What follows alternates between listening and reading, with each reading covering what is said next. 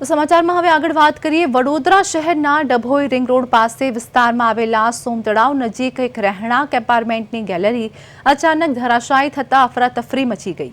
ઘટનામાં દિવાલ નીચે દબાતા 2 કરતાં વધુ લોકોને ઈજા પહોંચી હોવાનું સામે આવ્યું છે।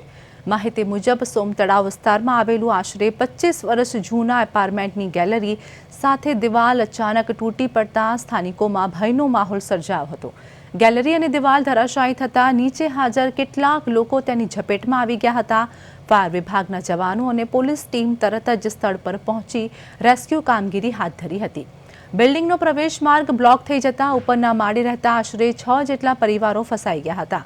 ફાયર વિભાગના જવાનો દ્વારા મહામુસીબતે રેસ્ક્યુ ઓપરેશન ચલાવી ફસાયેલા લોકોને સુરક્ષિત રીતે બહાર કાઢવામાં આવ્યા હતા। હાલ ઇજાગ્રસ્તોને સારવાર માટે હોસ્પિટલ ખાતે ખસેડવામાં આવ્યા છે અને સમગ્ર ઘટનાની તપાસ હાથ ધરવામાં આવી છે।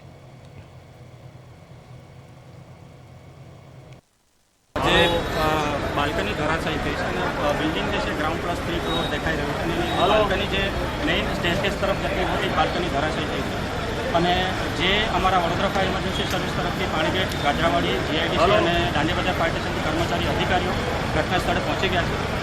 એમને અમારા લેડર દ્વારા સુરક્ષિત રીતે ઉતારી રહ્યા છે। પ્લસ અમારું જે જીઆઈડીસી ફાયર સ્ટેશનનું બ્રોન્ટો સ્કાયલિફ્ટ 45 મીટર એ પણ આવી ગયું છે। એના દ્વારા અમે એમને કેજ દ્વારા ઉતારી રહ્યા છીએ। હાલ ફિલહાલ એ બ્રોન્ટોને ઓપરેટ કરવા માટે જે જીપીના જે તારો છે વાયરો છે એ નડી રહ્યા છે। એ પ્રક્રિયા ચાલુ છે। બધા સેફ છે, સુરક્ષિત છે અને અમે બધાને સુરક્ષિત રીતે સ્થળાંતર કર્યા છે।